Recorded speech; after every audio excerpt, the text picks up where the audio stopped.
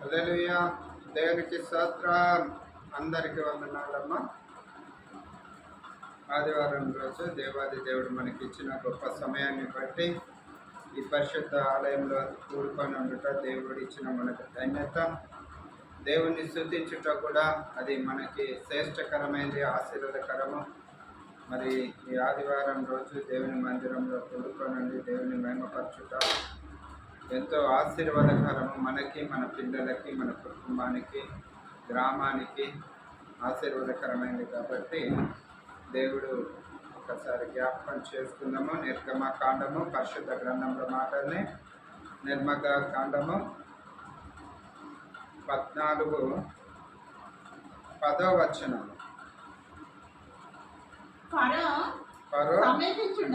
ఫరో సమీపించుచుండగా ఇశ్రాయేలీయులు కన్నులెత్తి ఐగుప్తీయులను చూచి మిక్కిలి భయపడి యెహోవాకు మొరపెట్టిరి. అంతటా వారు మోషేతో ఐగుప్తులో సమాధులు లేవని ఈ అరణ్యంలో చచ్చుటకు మమ్మును రప్పించితివా, మమ్మును ఐగుప్తులో నుండి బయటికి రప్పించి మమ్మల్ని ఇట్లా చేయనేలా మా జోలికి రావద్దు, ఐగుప్తులకు దాసులమగుదుమని ఐగుప్తులో నీతో చెప్పిన మాట ఇదే కదా. మేము ఈ అరణ్యంలో చచ్చుట కంటే ఐగుప్తులకు దాసుల మగుటమే మేలని చెప్పిరి. అందుకు మోషే భయపడకుడి, యెహోవా నేడు మీకు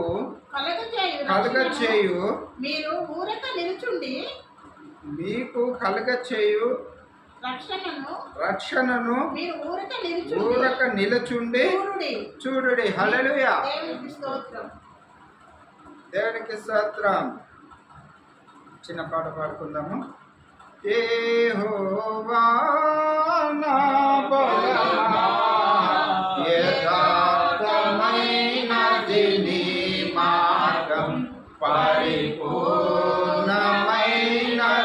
నీ మార్గం. యెహోవా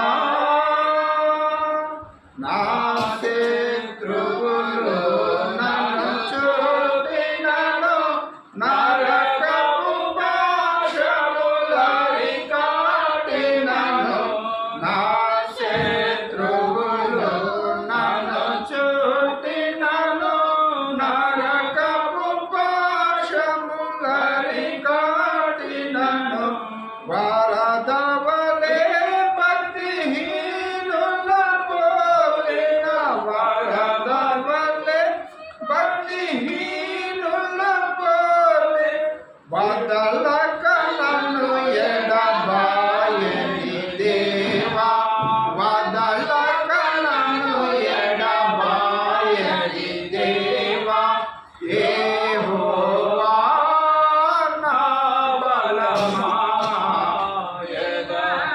యథార్థమైనది నీ మార్గం, పరిపూర్ణమైనది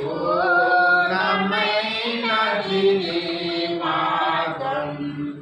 యెహోవా. హల్లెలూయా. దేవునికి స్తోత్రం. ప్రియమైన దేవుని బిడ్డలారా, ఇప్పుడు చదవబడిన లేఖనంలో మాటల్ని మనం జ్ఞాపకం చేసుకుందాము. వదలక నన్ను ఎడబాయని దేవా. వదలలేదు, విడిచిపెట్టలేదు, ఎడబాయలేదు దేవుడు యెహోవా కదా. యథార్థమైన కాపరి కాబట్టి ఆయన నమ్మిన బిడ్డలకి ఆ విధమైన కాపుదల ఇచ్చేవాడు, ఆ విధమైన రక్షణ కలగచేవాడు కదా. ఇక్కడ మోషే అంటున్నాడు కదా, మా జోలికి రావద్దని 12వ వచనం. నిర్గమకాండము మా జోలికి రావద్దని ఐగుప్తులో దాసులమగుమని ఐగుప్తులో నీతో చెప్పుటకు కదా యెహోవా. హల్లెలూయా. దేవునికి స్తోత్రం. ప్రియమైన దేవుని బిడ్డలారా, మేము ఈ భూమి మీద ఎన్ని కష్టాలైనా పడతాము, లోకానుసారంగా ఎన్ని ఇబ్బందులైనా పడతాము, కానీ మేము మంచి అంటే మాకు ఇష్టము లేదు. యెహోవాని ఎమ్మటించాలంటే, యెహోవా నామంలో జీవించాలనంటే ఏం కావాలనంటే ముందు యథార్థత కావాలి. దాని తర్వాత ఏమే కావాలనంటే విశ్వాసం కావాలి. దాని తర్వాత ఏం కావాలనంటే పరిశుద్ధాత్మ కృప కావాలి. పరిశుద్ధాత్మ కృప ఉన్న కాడ ఏముంటుంది అంటే యథార్థత ఉంటుంది, సత్యం ఉంటుంది, నిరీక్షణ ఉంటుంది. ఎటువంటి సమస్యనైనా సరే ఎదుర్కొనుటకు దేవుడు మనకి తోడై ఉన్నవాడు. ఇజ్రాయేల్ ప్రజల్లో ఏమున్నది అని అంటే కలవరం ఉంది, వేదన ఉంది, భయము ఉంది. ఆ భయము అనేది, వేదన అనేది, కలవరం అనేది ఎందుకు సంభవించింది అని అంటే అక్కడ ఒక సుడిగాలి వలె ఫరో సైన్యము రథాల మీద వస్తున్నది. ఏ విధంగా వస్తున్నది అంటే వారు వస్తుంటే భూమి అంతా కంపించిపోతుంది. అటువంటి సమయాలలో దేవుడే కదా మోషేని పంపించి నా బిడ్డల యొద్దకెళ్ళు, నువ్వు రక్షించు వారిని తెలియచేయి, ఫరోతో నువ్వు మాట్లాడి నా బిడ్డల్ని విడిపించుకొని రా మోషే, అక్కడ అద్భుతమైన సూచక క్రియలు నువ్వు చేస్తావు, నీకు ఆజ్ఞాపిస్తున్నా, నువ్వు వెళ్ళు అన్నప్పుడు మోషే వెళ్ళి ఇజ్రాయేల్ ప్రజలతో మాట్లాడి, వారి ఫరో దగ్గర కూడా మాట్లాడి, రాజుతో మాట్లాడి మరి తీసుకొని రావాల్సిన సమయంలో తీసుకొని వచ్చేటప్పుడు ప్రియమైన దేవుని బిడ్డలారా వీరికి ఒక పరీక్ష అయింది. ఇక్కడ మళ్ళీ వీరికి ఒక ఆటంకం కలిగింది, వీరికి ఒక సమస్య ఎదురైంది. ఏంటంటే ఏ కాలువనో, ఏ గోదావరో, ఏ చెరువు అయితే దాటి వెళ్ళిపోదు. ఏకదాటిగా వారి జీవితంలో ఏమి ఎదురైందంటే సమస్య నుంచి మళ్ళీ బయటకు వచ్చినాక ఎర్ర సముద్రం ఎదురైంది. ఎర్ర సముద్రం ఎదురైనాక ఈ సముద్రం ఎట్లా దాటుతాం మోషే? ఇక్కడ ఒక పడవ లేదు, ఇక్కడ ఒక ఓడ లేదు, ఈ సముద్రం దాటుట ఇది సాధ్యమా? మమ్మల్ని నువ్వు ఏం చెప్పి తీసుకొచ్చినావు, నీకు మేము అక్కడ ఏం చెప్పినాము? దేవుడు ప్రేరేపణతోటి నేను వచ్చినా నన్ను దేవుడు నడిపించుతున్నాడు అనేసి నువ్వు తెలియజేసినావు కదా. మేము కూడా అనుకున్నాము మా కొరకు ఈ దేవుడు ఒకరిని పంపిస్తాడని. మేము ఇంతకాలం కూడా నీ కొరకు మేము ఎదురు చూసినాము. దేవుడు పంపించిన కుమారుడు నువ్వేనని మోషే మాటలు విని మోషేతో ప్రయాణమై వచ్చిండ్రు ప్రియమైన దేవుని బిడ్డలారా. ఆ అరణ్య మార్గంలో, ఎడారి మార్గంలో రాత్రి పగలు వారికి ఏ ఎండదెబ్బ తగలకుండా, ఏ చీకటి అన్నది వారికి లేకుండా ఆ విధంగా కాసి కాపాడిన దేవుడు, నడిపించిన దేవుడు, వారి ప్రయాణంలో తోడై ఉన్న దేవుడు. అవి అన్నీ చూసి కూడా ఇజ్రాయేల్ ప్రజల్లో ఏమి లేదు అని అంటే విశ్వాసం లేదు. ఏమి విశ్వాసం లేదనంటే దేవుడు చేసిన అద్భుతమైన కార్యాలను మర్చిపోయింది. ఎందుకు మర్చిపోయింది? ఎందుకు మర్చిపోవాల్సి వచ్చిందనంటే వీరి ముందు చూస్తేనేమో ఇటు ఎర్ర సముద్రము, ఎటు దాటిపోలేని ప్రయాణము, తప్పించుకోలేని పరిస్థితి. ఇటు చూస్తే వెనుకకి తిరిగి చూస్తేనేమో ఫరో సైన్యము దగ్గరికి వచ్చేస్తుంది. ఇటు వెళ్దామా సముద్రము, ఎటు వెళ్ళినా ఇక ఈ సముద్రం దాటకుంటే ఎటు వెళ్ళినా కూడా మనం ఫరో చేతిలో సచ్చిన వారమే అనేసి వారిలో భయం పుట్టింది. అప్పుడు మోషేతో మాట్లాడుతున్నారు, ఎందుకయ్యా మేము అట్టైనా బ్రతుకుదుము కదా, నువ్వు ఎందుకు మా దగ్గరికి వచ్చినావు, రావాల్సిందేంది, నువ్వు చేయవలసిందేంది అనేసి వారికి తెలిసిన బాధలో, వారికి ఉన్న మనోవేదనతో వారు సంభాషణ చేసిండు. ఇక్కడ మోషే అంటున్నాడు చూడండి 13వ వచనము, అందుకు మోషే భయపడకుడి,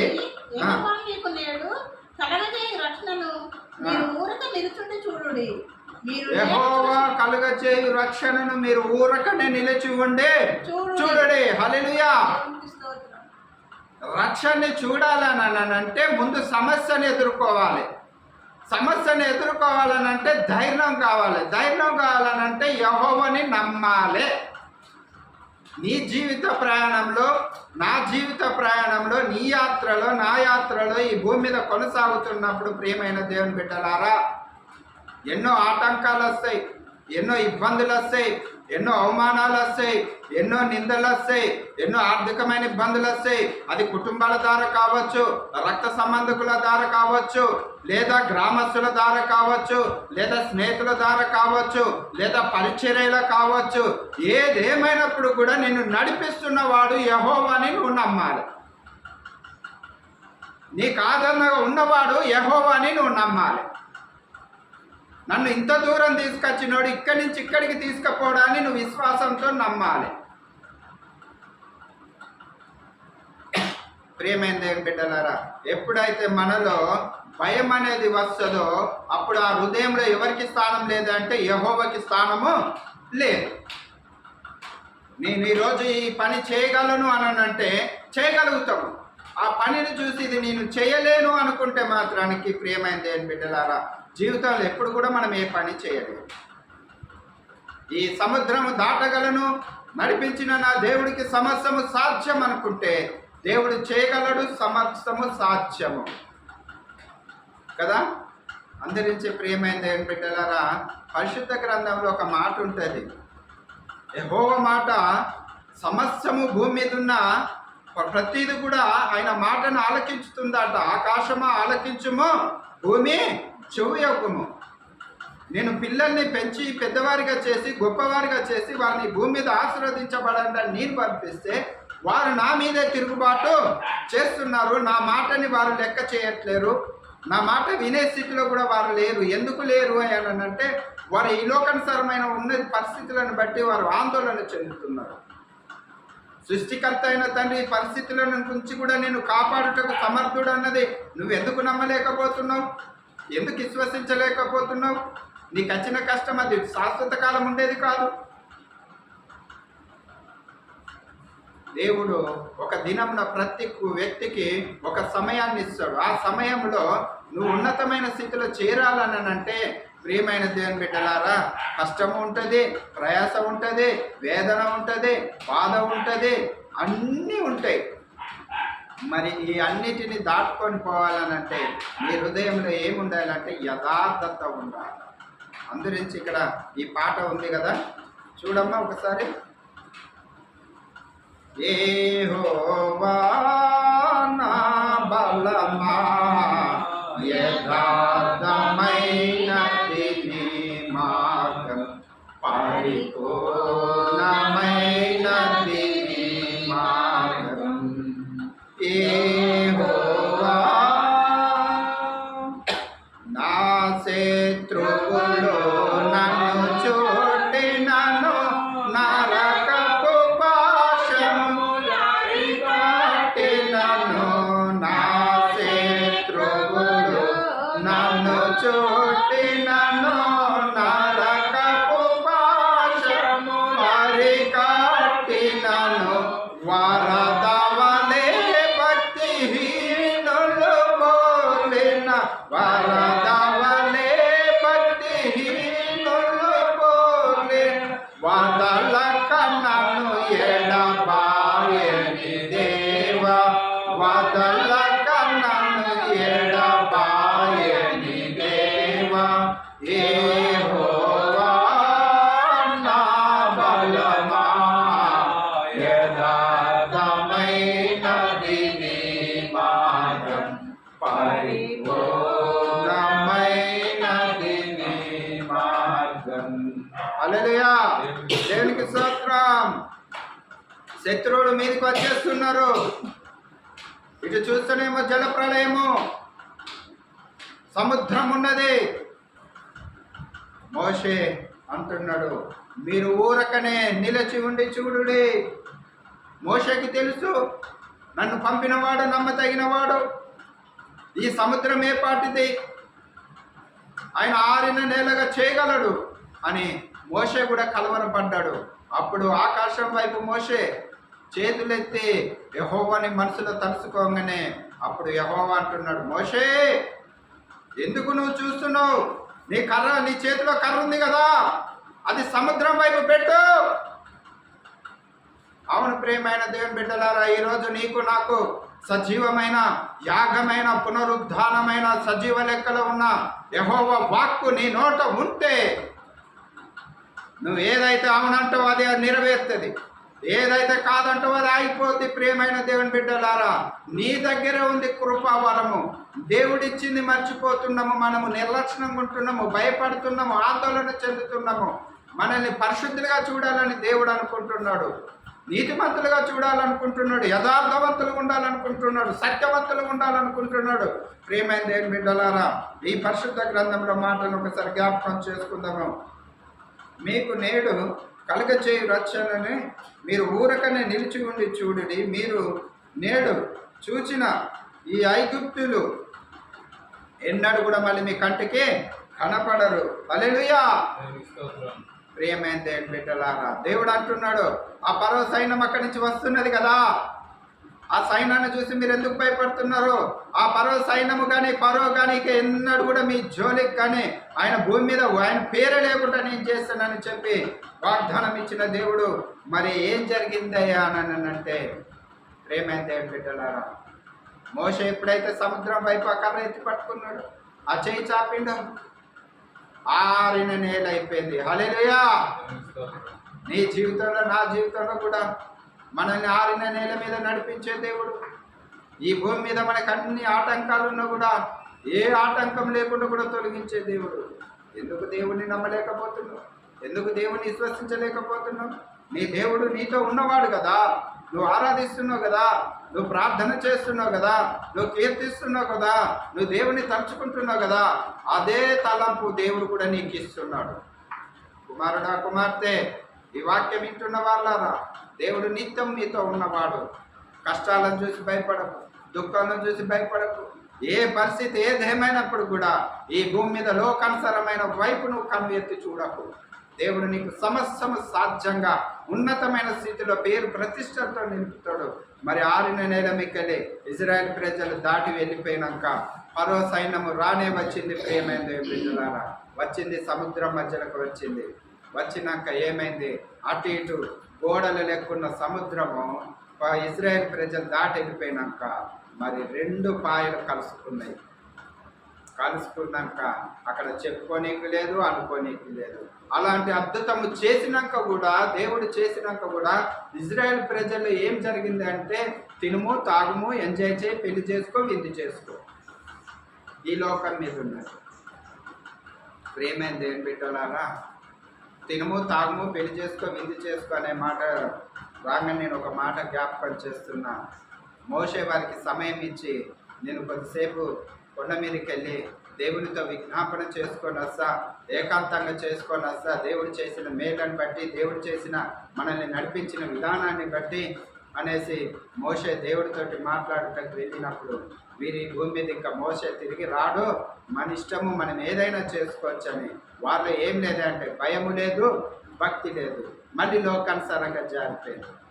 ప్రియమైన ఈ నూతన సంవత్సరంలో మరి నీ జీవితం, నా జీవితము దేవునితో సమీపంగా ఉండాలనంటే 2024లో నిన్ను ఆశీర్వదించి, 2024లో నిన్ను దీవించి ఆశీర్వదించి 2025లోకి నిన్ను నన్ను నడిపిస్తున్నాడని అంటే, దేవుని మహా అద్భుత కార్యములు నీ ద్వారా నా ద్వారా చేయుటకే కావచ్చు. నిన్ను నన్ను ఇంకా భూమి మీద సజీవ లెక్కలు ఉన్నాడు ఉంచింటానంటే దేవుని చూపించే వారిలో ఉండాలి. దేవునికి వ్యతిరేకమైన జీవితాలు ఉండకూడదు. ప్రియమైన దేవుని బిడ్డలారా, ఒకసారి ఆలోచన చేసుకుందాము. మరి మోషే ద్వారా చేసిన అద్భుతమైన కార్యాలు, దేవుడు ఇజ్రాయేలుకు చేసిన కార్యాలు, అద్భుతమైన కార్యాలు నీ జీవితంలో, నా జీవితంలో కూడా ఈ 2025లో ఆయన మనల్ని ఆశీర్వదిస్తున్నాడు. దేవుడు ఈ మాటల్ని దీవించి ఆశీర్వదించును కాక. ఆమేన్.